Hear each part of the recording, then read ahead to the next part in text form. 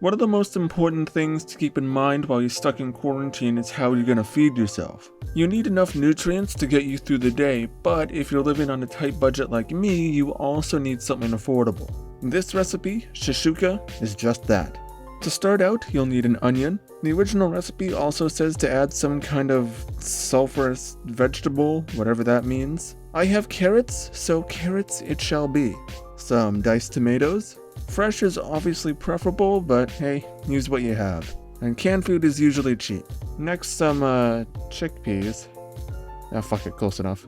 I don't have olive oil, but what I do have is olive oil based margarine, so that'll have to do. And finally, some eggs. You'll also need these herbs and spices.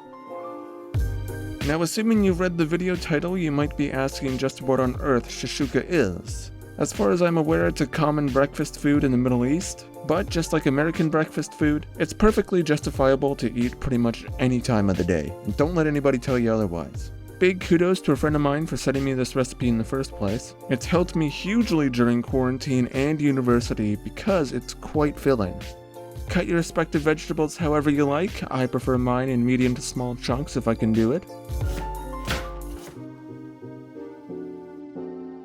And witness the everlasting hell that is being a left-handed person. Mother...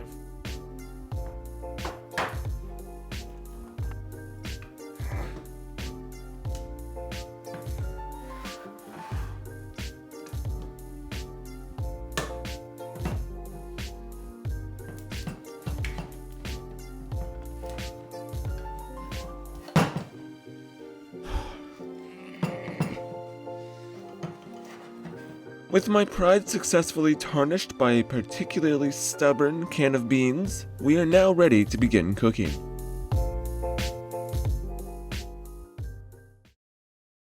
As you can see, we have our fat lubricating in the pan quite nicely. Throw in a sacrificial onion piece to test how hot the oil is. Now I'll get you acquainted with all the needed seasoning and spices. There's of course salt and its close cousin pepper.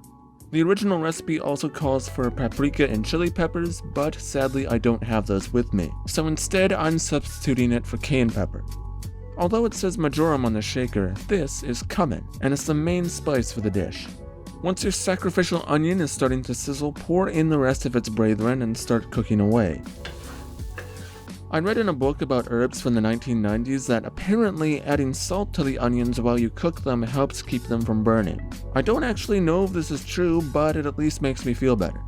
Once your onions are translucent, pour in the tomatoes. You want to keep this watery goodness in the dish, so once it starts boiling, lower the heat to medium-low and let it cook slowly.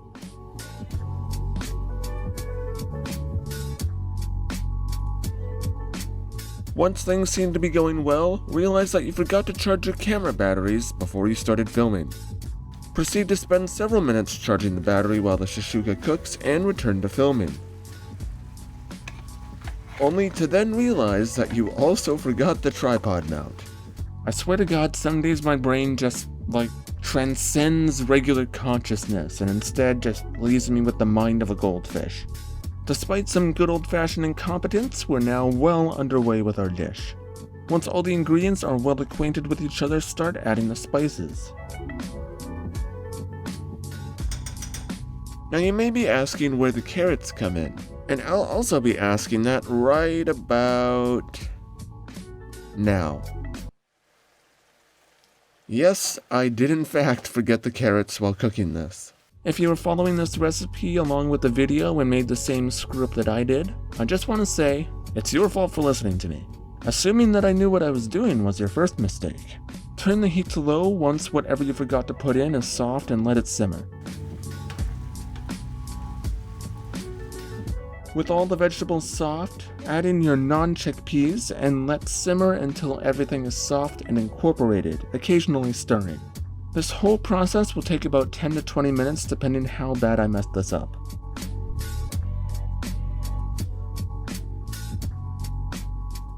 Good enough. Although the main part of the dish is done, there is an extra component that really helps make it. This is probably going to seem pretty weird at first, but this vital component is the eggs. Once you've got your pan nice and lubricated, crack an egg very delicately. But no matter how delicately you crack it, you may still have to fish the damn shell out. We'll be frying these eggs, and the key to that is set the heat low and make sure the pan is lubricated enough that the eggs can actually move around when they're cooked. Covering the pan can also help this process pretty well.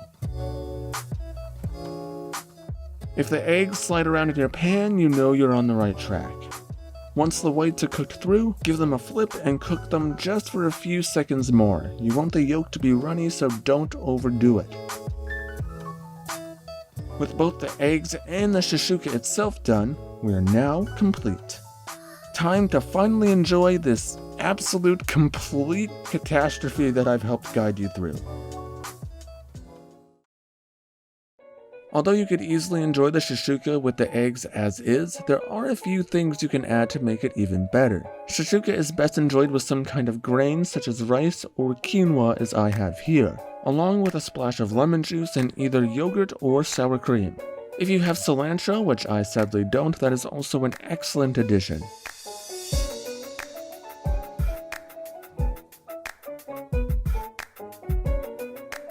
Bon appetit! The carrots are still a bit crunchy from my screw up, but overall, it's pretty good.